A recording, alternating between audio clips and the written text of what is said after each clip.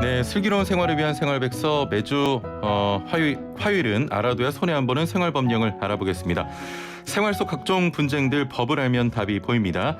오늘 함께할 법제처의 김유미 사무관 전화 연결돼 있습니다. 안녕하세요. 네, 안녕하세요. 예. 자, 먼저 가정폭력 피해자 보호와 관련된 오늘의 사연부터 만나보시죠.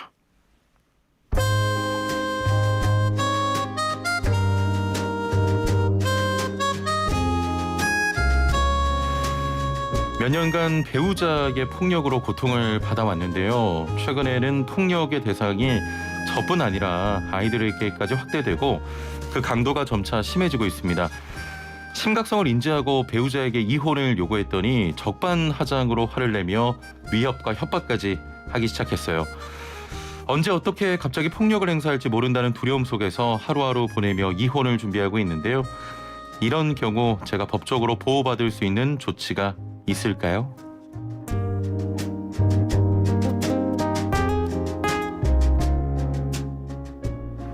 네, 같은 공간에서 살면서 발생되는 폭력이란 특성과 언제든 보복이 이뤄질 수 있다는 위험성 때문에 가정폭력의 경우 쉽게 외부에 알리거나 신고하기 어려운 게 현실인데요.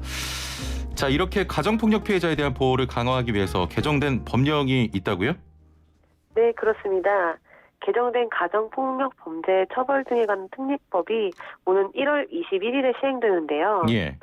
가정폭력 범죄 처벌 등에 관한 특례법에서는 가정폭력을 가정 구성원 사이의 신체적, 정신적 또는 재산상 피해를 수반하는 행위로 규정을 하고 있습니다. 예.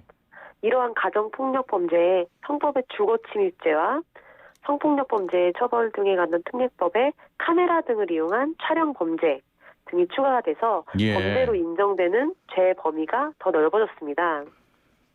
그리고 피해자 보호 명령 중에 접근 금지 조치의 범위도 확대가 되었는데요. 예.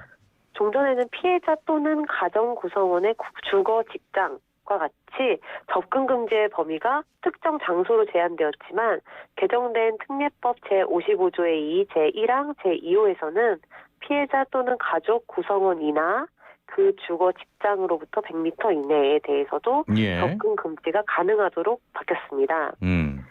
이와 더불어서 피해자 보호 명령의 기간도 연장이 됐는데요. 예. 최대 6개월이었던 기간이 1년으로 확대가 되었고 예. 연장 가능한 총 합산 기간도 최대 2년에서 3년으로 확대가 되었습니다. 예. 따라서 오늘 살펴본 사례의 경우와 같이 이미 배우자로부터 위협과 협박을 받고 있고 또 언제 또다시 폭력이 이루어질지 모르는 상황에서는 우선적으로 피해자 또는 가족 구성원으로부터의 접근 금지 조치를 통해서 보호받으실 수가 있습니다. 예.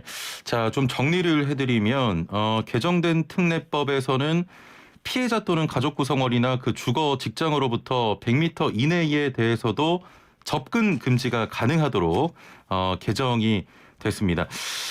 이렇게 좀 두려움에 좀 떠시는 분들은 우선적으로 피해자 또는 가족 구성원으로부터의 접근 금지 조치를 통해서 받을 수 있다 이런 내용이었고요.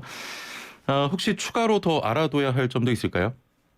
네, 앞서 말씀드린 이러한 피해자 보호 명령에 대한 실효성을 높이기 위해서 예. 이를 이행하지 않은 가정폭력 행위자의 경우에 2년 이하의 징역 또는 2천만 원 이하의 벌금 또는 구류에 처하게 됩니다. 예.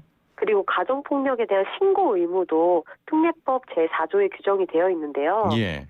아동복지 시설 종사자나 가정폭력 상담소 아니면 보호시설 상담원, 다문화 가족 지원센터의 전문 인력 등은 직무를 수행해서 가정폭력 범죄를 알게 된 경우에는 즉시 신고를 해야 됩니다. 예.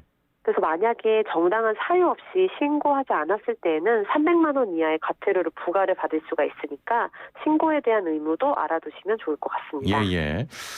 피해자 보호 명령에 대해서 이를 이행하지 않은 가정폭력 행위자의 경우에는 2년 이하의 징역 또는 2천만 원 이하의 벌금 또는 구류에 처하게 되고요. 만약에 또 가정폭력 범죄를 알게 된 경우 즉시 신고를 해야 되는데 정당한 사유 없이 신고하지 않았을 때는 300만 원 이하의 과태료를 또 부과받을 수가 있으니까 신고에 대한 의무도 게을리하면 안 되겠습니다. 자, 알아둬야 할 생활법령 오늘 법제처와 함께 알아봤습니다. 오늘 말씀 여기까지 듣죠. 감사합니다. 감사합니다. 네, 지금까지 법제처 김유미 사무관과 함께했습니다.